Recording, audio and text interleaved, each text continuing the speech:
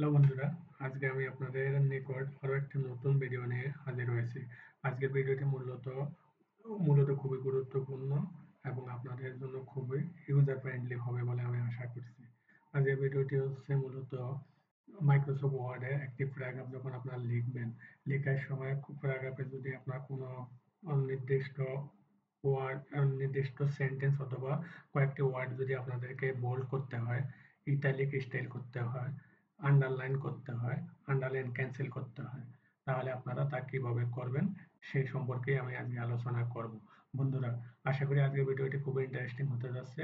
আপনারা ধৈর্য সহকারে লাস্ট পর্যন্ত ভিডিওটি দেখবেন এবং ভিডিওটি ভালো লাগলে তা লাইক, কমেন্ট এবং শেয়ার করে আপনার অন্যান্য বন্ধু বান্ধবদেরকেও দেখার সুযোগ করে দেবেন। বন্ধুরা, চলুন চলে গেলাম মূল ভিডিওতে। বন্ধুরা, আজকের ভিডিওটি শুরু করার জন্য আমি প্রথমে গুগল থেকে কিছু ডামি টেক্সট নিয়ে নিচ্ছি। আপনারা ইচ্ছা করলে এই টেক্সটও ব্যবহার করতে পারেন অথবা আপনারা আপনাদের নির্দিষ্ট ডকুমেন্ট টাইপ করে তারপরেও তার উপরে কাজ করতে পারেন। বন্ধুরা, আপনাদের বোঝার সুবিধার্থে আমি প্রথমে গুগল থেকে লরেন ইপসমের কিছু ডামি টেক্সট নিয়ে নিলাম। এখন ডামি টেক্সটগুলো আমি মাইক্রোসফট ওয়ার্ডের একটি ফাইলে পেস্ট করলাম। পেস্ট করার পর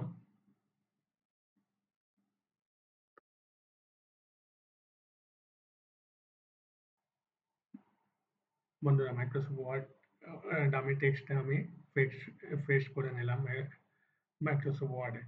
এখন আমি আমার নির্দিষ্ট যে কয়েকটি শব্দ আমি বোল্ড করতে চাচ্ছি, আন্ডারলাইন করতে চাচ্ছি এবং ইটালিক করতে চাচ্ছি, সেই কয়েকটি ওয়ার্ডকে আমি প্রথমে সিলেক্ট করে নিলাম।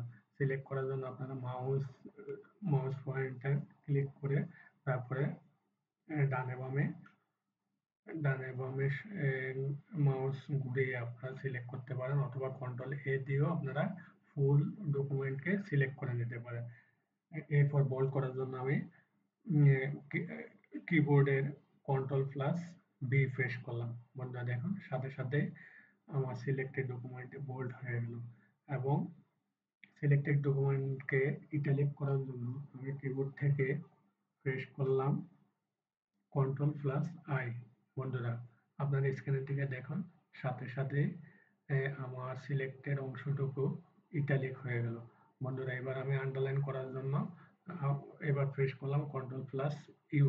বন্ধুরা, আপনারা দেখুন, কন্ট্রোল প্লাস ইউ প্রেস করার সাথে সাথে আমার সিলেক্টেড ডকুমেন্টটুকু আন্ডারলাইন হয়ে গেল। বন্ধুরা, এভাবে আপনারা আপনাদের একটি ডকুমেন্টের ভিতরে যত জায়গায় প্রয়োজন, যেভাবে প্রয়োজন আপনারা যে কোনো ওয়ার্ডের সমষ্টি অথবা যে কোনো সেন্টেন্স সিলেক্ট করার পর এই শর্টকাটগুলো ইউজ করে আপনারা আপনাদের ডকুমেন্টকে আপনাদের সুবিধা মতো সাজিয়ে নিতে পারেন এবং স্টাইল দিতে পারেন। বন্ধুরা, আমার ভিডিওটি যদি ভালো লাগে থাকে তাহলে অবশ্যই লাইক, কমেন্ট এবং শেয়ার করবেন।